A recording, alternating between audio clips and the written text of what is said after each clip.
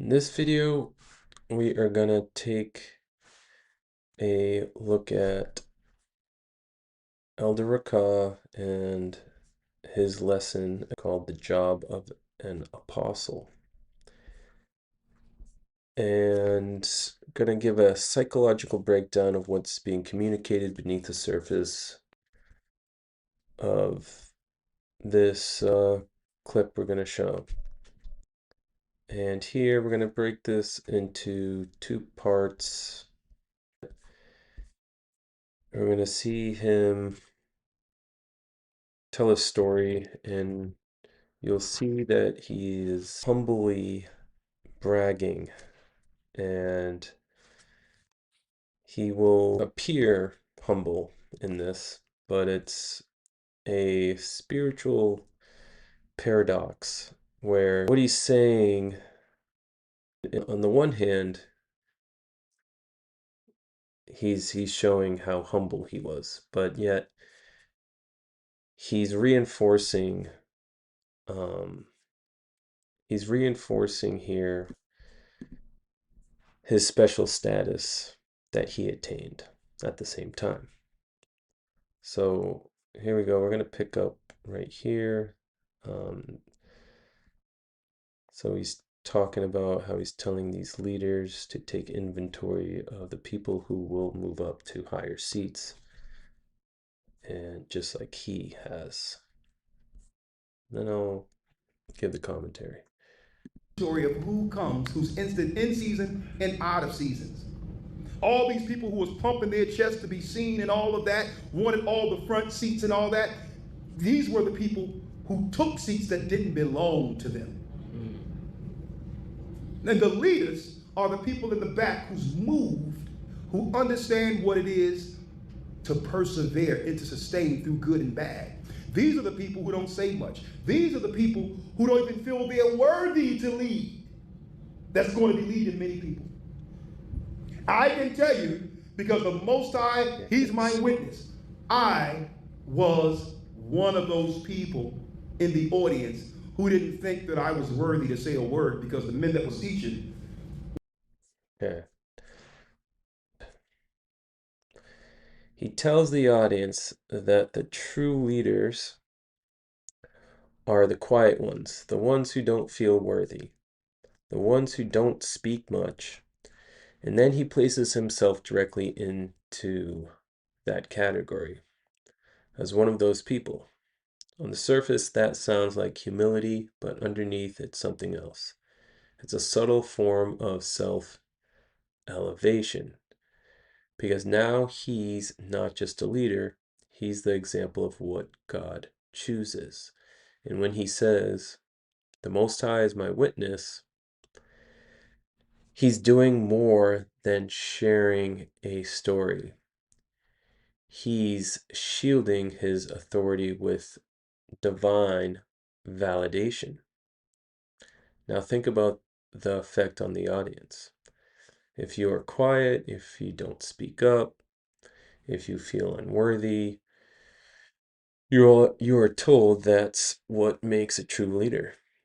But at the same time, he is the one who has already been elevated. So what you get is a system where humility is preached, but authority stays concentrated. And questioning that authority, it starts to feel like questioning God himself. And we're going to draw a biblical parallel once we get this next segment to Moses. Here we go. Let's go back. And here's a story. Continuing the same pattern here. He's still speaking. Now he goes into the story of how, and an example in his own life of how we are to follow in a similar way. Was so cold at doing it. I'm like, I'll never learn the Bible like that. I'm like, listen, I'll just be cool making their clothes. What I did, I sat back and said, guess what? I don't need to teach the Bible with these guys teaching. I said, what? So I need to look at what's going on with these leaders and find out where they're lacking in areas I can help them. I got me a sewing machine and I learned how to sew. And that was before YouTube. And I started making all the leaders garments. While I was suffering and not being able to pay rent in the projects. And then I looked around and I said, man, all this is cold. This is cold what this guy is saying right here. And there's no recorder going on. I'm like, these are moments. Hold on. These are moments we'll never get back. And because I know if it's affected me this way, everybody else is saying, yo, this is a cold moment here. So I looked and I said, you know what? I'm a singer and all that, and I do what I do. Young man, early 20s. I said, I can't do what they're doing, but let me get a cassette duplicator. I went and found every old VHS recorder and player I could find. And guess what I did without being a mechanic? I fixed the VHS players, stacked them up, and put audio, video lines together, and was duplicating the videos back then where it wasn't speed. If it was a 2-hour class, you would have to sit there and listen until all those videos were recorded for 2 hours. Until I had stacks like this. And I would take a pen and meticulously write the title, who's teaching, and all of that. And guess what I did? I made the audio and video department with hundreds upon hundreds of videos. And guess what? Guess how much money? Now, I used my money to buy it all, being poor. Guess how much money I was selling the cassettes for $5, and I was selling the VHSs for $10, and if there was some fire going on, they go for $20, and I stacked them all up and made shelves in front of the church, in front of the place. Yep. So he's setting the leadership standard, and you'll see that this standard will, as a leader, it's going to benefit him. Things will move upward. And I think in the thumbnail, you'll see a diagram kind of explaining this power structure. Place. And guess how much money I got for the cassettes and or the VHSs? Zero. I said, give the money to them. Because I appreciate them delivering me the word. But what I didn't know is when I was listening to all these different topics and these dynamics from every different teacher, the Most High was downloading all of the Word of God in me. So that it doesn't matter what area or what topic to be discussed, later on down the line, I would have had some knowledge of it, didn't know that I was being trained because I was sacrificing without expecting anything. That's the same. If you do this work in expectations from anybody, something tangible as an interaction, you already been rewarded. Don't think Christ has something for you. Okay, we'll stop there.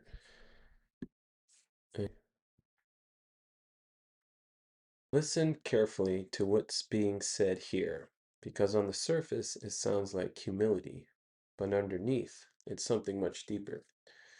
Elder Rawchaa, Richard Sheppard Jr., is telling a story about sacrifice, how he gave his time, his money, his effort. It took nothing in return. And at first that sounds admirable, and then comes the shift.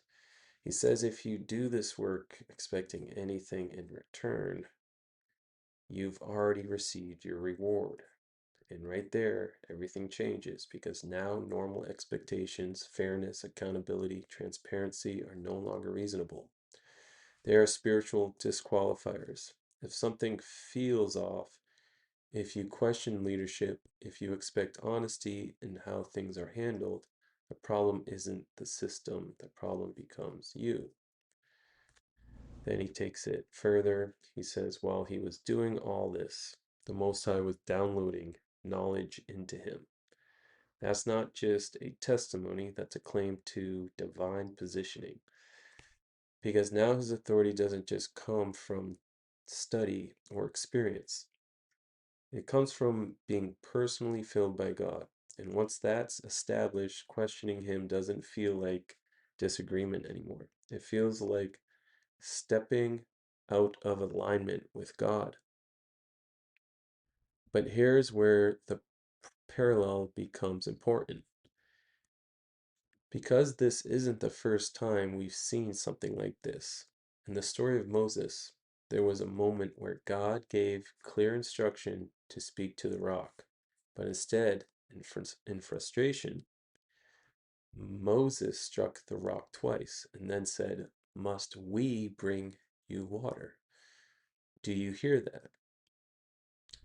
Must we bring you water?" In that moment, the line between God's power and man's role became blurred. Credit shifted, authority subtly elevated, and even though the miracle still happened, God saw the misrepresentation. And we know how that ended. Moses was one of them that did not see the promised land. And that's the danger here, because what Elder Rawchaa is describing sounds like sacrifice, but it also introduces a similar pattern. I gave everything, God filled me, now I can speak on anything. And the success you see gives it credibility, or proves the facts to you. Do you see how easily that can shift from servant to centerpiece? So again, going to the that spiritual paradox he introduces through this into our minds. So he reinforces how to get to that special status. He points to the success of the church and leadership and says, "This is why we are blessed," which creates a closed loop. I sacrificed, God chose me, I was elevated, and that proves I was right. No room for questioning, no room for examination, only confirmation. And then finally, the instruction to the members. Go to leadership and ask, what can I do to take this to the next level? That sounds like growth, but it's actually directional submission. Your purpose becomes tied to building what's already been established at the top. Someone else, and that was your intention, so you have received your reward. And people wonder, well, why have the Most High blessed the church and blessed Elder Rawchaa and all of this? And they'll look at it in hindsight and say, man, what's going on here? It's because that never changed. I've never did the word with any expectation. With any expectation. And that's how it all began. There would be no gathering of Christ Church or what we see now if there wasn't sacrifice and unselfishness. You have to sacrifice.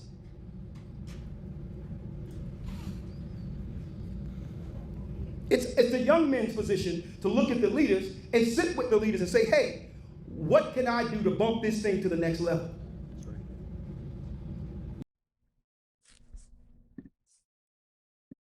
So when you strip everything down, here's the real message. Give everything, expect nothing, don't question leadership.